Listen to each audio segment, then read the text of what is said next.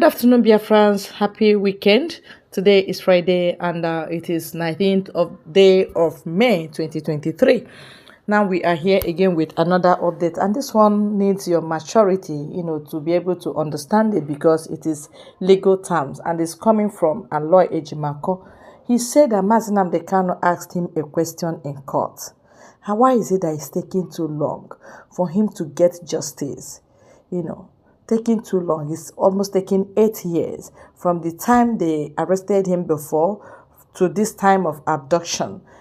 Courts released him, but they said they filed counter appeal, against the appeal court, which is not normal. Aloy Ejimakor is explaining to all of us. He is better to explain it than myself, all right? Yes. For the multitude seeking clarifications or details of what I meant by my tweet of yesterday regarding using civil proceedings to overturn an order of discharge obtained in a criminal proceedings in Nnamdi Kanu's case. Below is the clarifications. That the order of discharge from all criminal charges and the companion order that Nnamdi Kanu should never be tried in any Nigerian court because of extraordinary rendition emanated from a criminal proceedings, not a civil proceedings. Attorney General resorted to use of civil process, that is the application for stay, to obtain an order from the same court of appeal to stay the execution of the order of discharge emanating from a criminal process. In other words, criminal and civil processes are not supposed to mix, especially in a case as this. It is more egregious where a civil process was used to overthrow or overturn a criminal process. Nnamdi Kanu considers this. Nnamdi Kanu considers this, and I agree totally, to be a procedural and fundamental anomaly that never should happen, where the liberty of a criminal defendant under Chapter 4 of the Nigerian Constitution is at stake. It is thus a profound assault on his fundamental rights.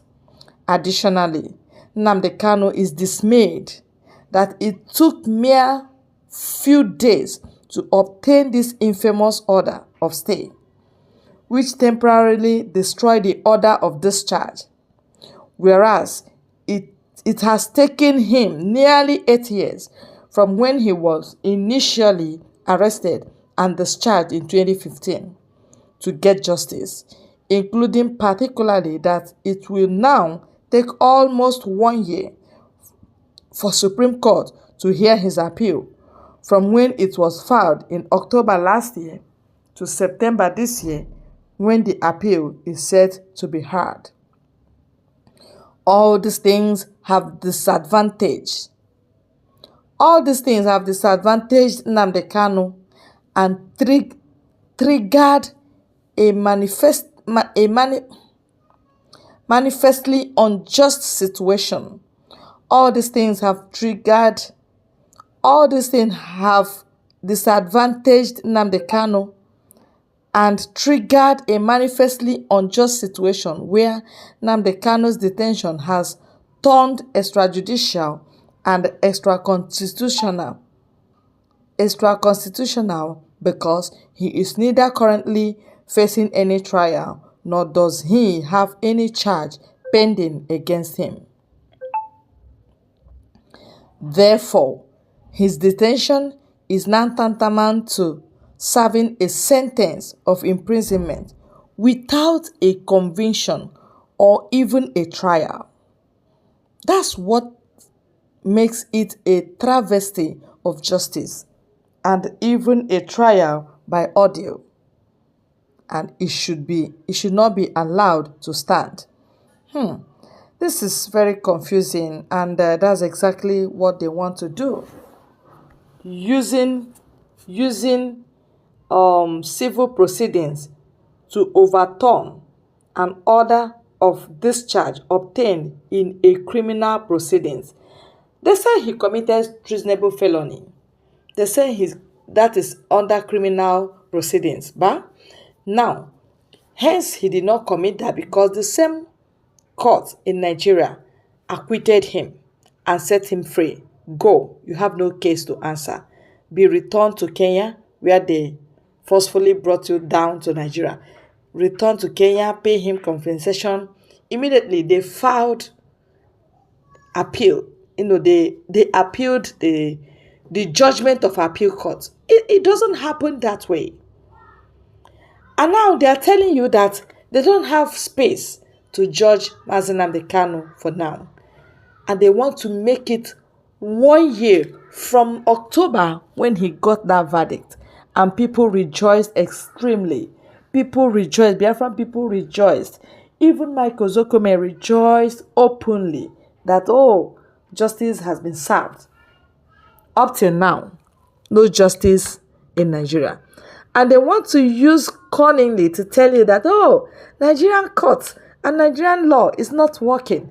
We want to apply Sharia law, where law will be tougher. And I ask, who are the people disobeying law in Nigeria, if not the Muslims?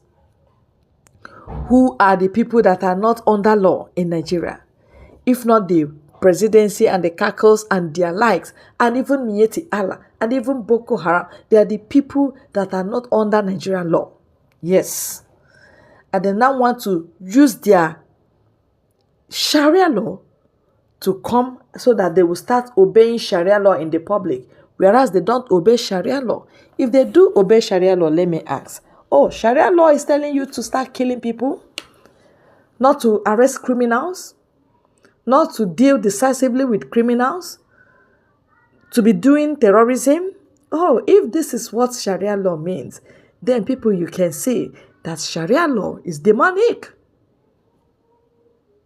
Release Nnamdi Kanu unconditionally. I love the dimension that Mazi Eba is taking in all these things, because it is obvious they are no longer in legal terms. No, they are no longer using their law. Their law, they have declared it useless because of Nnamdi Kanu. So now, the BRIC government is telling them what they are up to. We are done with this delay tactics. That the moment they are declaring Tinubu the president-select, because he was actually selected, not elected, then Biafra government should be standing out. Because we can't be under Tinubu again for 8 years. No. The moment they will hand you over to Tinubu, Tinubu will hand over to Fulani, because Tinubu will not stay. He's down. Tinubu health-wise is down. So we cannot continue in this lawlessness. That's what we are saying in excess. Barrister Aloy Ejimakor is a renowned lawyer, very intelligent. And thank God Nnamdi Kanu is still intact. He asked that question, why? The stay of this execution of release of Nnamdi Kanu took some weeks, few days. Immediately they granted it and they stayed it. And that's why he is there. But to get justice from Nigerian courts and Nigerian government, Nnamdi Kanu said it has taken over 8 years. For all these 2 years, he has been in DSS. It is not by postponement, adjournment, postponement. Have they sat down to take their time, to judge and rule and discharge him to go? They've not done that. The moment the people that did it, the 3-man committee, justices that did it, that set Nnamdi Kanu, they transferred him. Even one of them retired the other day, a woman from Yoruba land, retired and said, well, justice must prevail. He said she is one of those people that served Nnamdi Kanu justice and set him free to go. Nigerian government, in their lawlessness, is still keeping Nnamdi Kanu up to today as we speak. And they want people to start obeying which law? They don't have law. They don't even have country. That is what it means. Because in a lawless state this way, anything goes. Everybody turns lawless. And that is state of anarchy. And that's what Nigeria has been plunged in due to their Igbophobia, hate of the Igbos, hate for the Igbos. And that's it. Thank you very much for your time and your commentary on this channel. God bless you.